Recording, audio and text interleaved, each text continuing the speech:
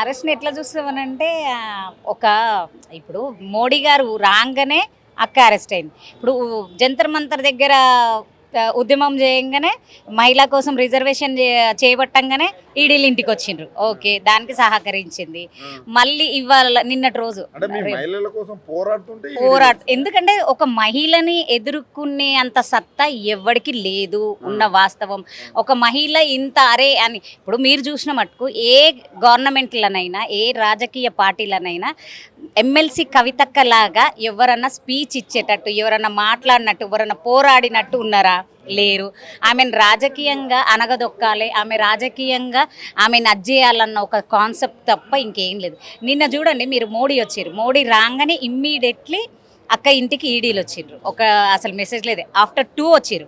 After 2 ఏందనంటే మళ్ళీ night అయిపోతే నైట్కు ఎక్కడ కోర్టుకు ఇప్పుడు ఇక్కడ ఈడీ ఉంది. ఒక మాట అంటున్నా, మీరు ఢిల్లీ దాకా తీసుకెళ్ళే అవసరం లేదు, ఇక్కడ కూడా చేయొచ్చు. ఇవాళ శుక్రవారం, నిన్న శుక్రవారం, ఇవాళ శనివారం, రేపు ఆదివారం కోర్టుకు సెలవు ఉంటుందని ప్రీ ప్లాన్డ్. ఇంకోటి ఏంటంటే నిన్న మీరు చూసినట్టయితే మోడీ ఇక్కడ వచ్చాడు, రాజ్భవన్లో గుప్పు మేస్త్రి ఉన్నాడు.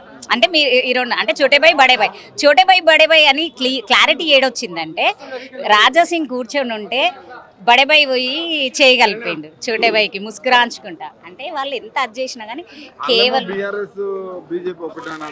బీఆర్ఎస్ బీజేపీ ఒక్కటి అయితే ఈ రోజు మా అధినేత్రి పోయేదా? మేము ఇప్పుడు మా నాయకుడు కాపాడుకునేటోడు కదా ఖచ్చితంగా. ఇప్పుడు మనది మనము బురద జల్లుకోలేం కదా. బీఆర్ఎస్ బీజేపీ ఒకటి కాదు, కాంగ్రెస్ మోడీ ఒకటి, అది యావత్ తెలంగాణ ప్రజలకు. రాజకీయాలు చూస్తుంటే ఏంటి, బీఆర్ఎస్ పార్టీని అందరు విడిచి 10 ఏళ్ళు పదవులు అనుభవించి వెళ్ళిపోతుంటే ఎట్లా అనిపిస్తుంది మీకొకటి?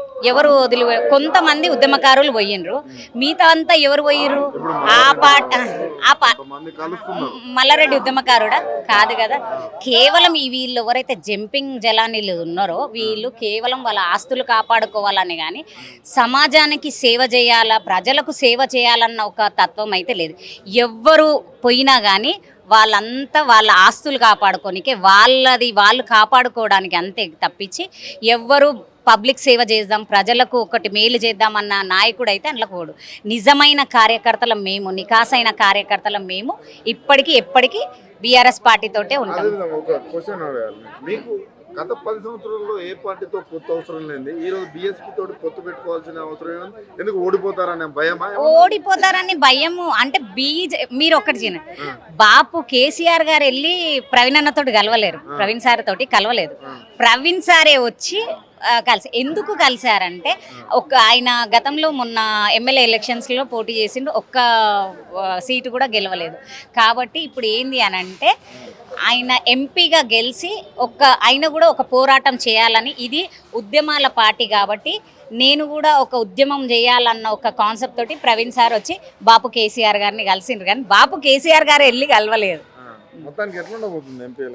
మీరు చెప్తున్నారు కదా, ఇగో ఏది ఏమైనా కానీ ప్రజలు తీర్పు ఇస్తారు. కానీ లేట్గా అయినా లేటెస్ట్గా అయినా మళ్ళీ పులి బిడ్డ తిరిగి వచ్చినప్పుడు ఉంటుంది చూడు, ఓ చోటేబాయికి బడేబాయికి మళ్ళీ తిరుగు ఉండదు.